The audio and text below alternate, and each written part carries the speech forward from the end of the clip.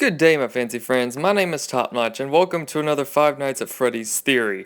Today, we will be discussing where the puppet is in Five Nights at Freddy's 4, because with the release of the game, we saw that there was no puppet visible in the game, but that doesn't mean that the puppet wasn't existent within the game itself, at least in another form, and that's what we're going to be talking about today. It's going to be a really interesting theory, so sit back and enjoy. So first off, we're going to talk about the fact that in the original Fredbear teaser before Five Nights at Freddy's came out, Five Nights at Freddy's 4, I mean, the puppet was in the stomach of Fredbear, which that we all assumed that okay, the puppet's going to be in the game. He's a main driving force. We already knew he was going to be in the game, but then we sort of forgot about him, and I don't think many of us thought about where he really was within the game itself. We all had assumed he was going to be in, and then it just sort of became, where is he? And then we just sort of forgot entirely and didn't really care until someone like me thought, well, where is the puppet? And I've had thoughts about this for a long time. I've had many theories and speculations, and until just recently, I've realized I probably have a very definitive answer while still maybe not being concrete, but a very strong answer as to where the puppet really is within the game, even if you can't see him. So to start with, we're going to go over the puppet's origins again, for those who may not know. So in Five Nights at Freddy's 2, the puppet was introduced to us in the prize room, and essentially what you had to do was wind the music box to keep him happy, because otherwise he would get upset or whatever, and he'd come out of the music box and he'd eventually make his way into your office to end the night or to kill you, to do whatever he does that ends the game. So the puppet was a very interesting animatronic or non-animatronic that was introduced into the game, and he was surrounded with a lot of mystery, and even to this day we still don't fully understand, at least for the most part, we don't understand like why he even exists the way he does, but he is sort of the driving force, like I've said, that starts the whole thing, puts the rest of the kids, and so on and so forth.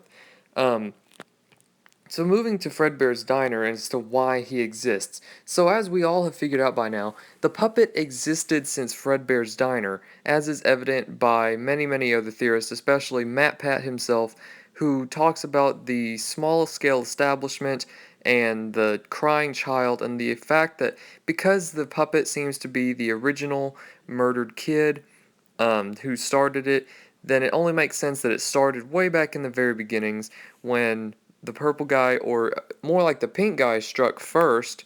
And because we can assume this is Fredbear's Diner because it's a small establishment, there's only one animatronic who is Freddy, or it could have been Fredbear himself in the original and then changed later for the second establishment. So we know that if the original kid was killed in Fredbear's Diner, and this is assumed to be Fredbear's Diner, we can make a link that the puppet's soul, at least, keep that in mind, the puppet's soul has existed since Fredbear's Diner. Not the puppet himself, because he wasn't created until the Five Nights at Freddy's 2 era.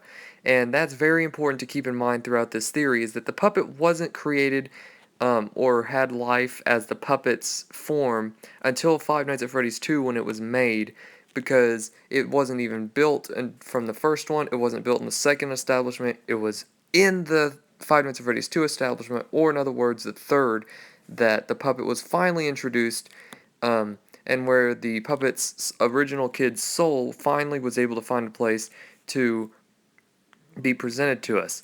At least we thought. And my theory is that the puppet has existed since the Fredbear plushie that we see in Five Nights at Freddy's 4.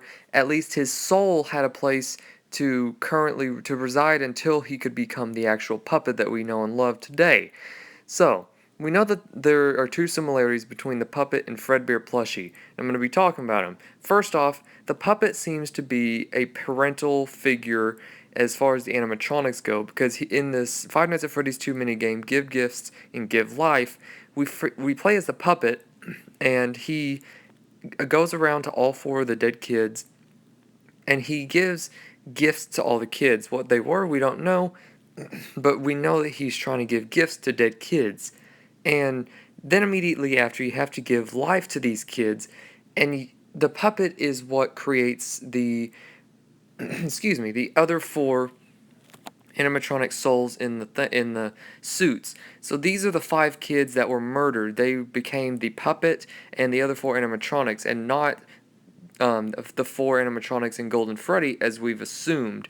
And like I said, the Fredbear plushie has very strong similarities too, because in Five Nights at Freddy's 4, the Fredbear plushie at the end of night 6 says the following. He says, "I will put you back together." If that sounds familiar, it's because the puppet this is a promise that the Fredbear plushie makes way back in the second establishment before he becomes the puppet, the soul of the puppet, or this kid's soul moves from the Fredbear plushie to the puppet in Five Nights 2. So he's making a promise in advance, "I will put you back together." And we already know that the Fredbear plushie seems to be a parental figure just like the puppet, because is he's basically telling this kid who he feels so bad for not being able to protect. He's making a promise stating he's gonna put him back together, he's gonna fix him, and he's gonna put his soul in one of the animatronics. So the other instance of the two that they have similarities in is the movement. So in Five Nights at Freddy's 2, as I've said, you have to keep the puppet calm by keeping the music box wound up. Well, if you don't, you can occasionally go to this main hall camera, and sometimes you'll be able to see the puppet in a ghostly apparition form. And even the phone guy himself in the game states that he never liked the puppet because it's just always thinking and it can go anywhere. It's a weird fact for the phone guy to be pointing out that the puppet can move anywhere if he really doesn't know much about it. But nonetheless, the puppet has this free will or supernatural ability to go throughout the establishment without even having any sort of endoskeleton to be able to traverse through the establishment. He can just sort of do this weird ghostly um, transportation means through the Five Nights at Freddy's 2 establishment. And oddly enough, even though he can do that, he still somehow manages to jump out at you at the very end, which I don't know if that could have been changed to something more ghostly to sort of hint towards that, or if Scott purposely made it to seem more solid as a jump scare so that we would never suspect anything until someone discovered the more Easter egg-like movement of the puppet. But nonetheless, he's a very supernatural based animatronic, or non-animatronic as some people want to call him.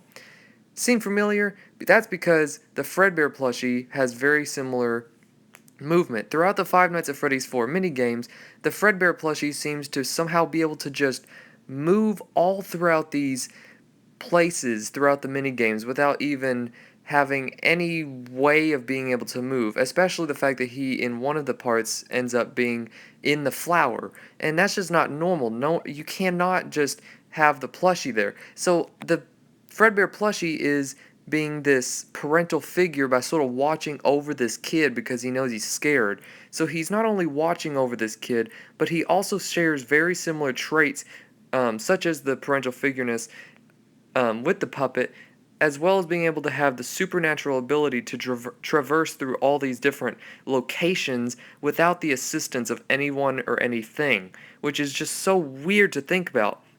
And if you can see where I'm going with this, I'll be able to finally, hopefully, put the nail in the coffin and explain why this is, and you guys might be able to understand why I really think the Fredbear plushie is the puppet. So lastly, the last point I have to make is that the final frame before the Five Nights at Freddy's 2 death minigame ends, give gifts, give life, you see the 5th kid, and when you put the final head on the last animatronic, Golden Freddy jump scares you, but there's that final frame before that where you see the dead kid. And what could even mean is that the puppet or the Fredbear plushie as he existed before, when he said, "I will rebuild you," he is fulfilling his promise in this Five Nights at Freddy's 2 minigame as he's giving life to the Golden Freddy, or Fredbear as we now know him, animatronic. He is putting this kid's soul who died into the very soul of the animatronic that killed him. He is fulfilling his promise, which shows from the very beginning the first original kid's soul did not instantly become the puppet, but rather existed just free roaming, existed as the Fredbear plushie, and then made his way into the puppet where he had a proper way of being able to give life to all the kids who would be murdered in the future. But anyways, guys, that was just a Five Nights at Freddy's theory. I hope you enjoyed, I hope it made sense, and I hope you thoroughly thought that this theory made sense. If you did enjoy it, drop a like below, drop a comment saying if you agree or disagree. This is one of two parts of a theory that's going to help explain the toy animatronics behavior from Five Nights at Freddy's 2, but it'll again be a really good theory, and hope you guys will look forward to that. But as always, have a top-notch day, and I'll catch you all later.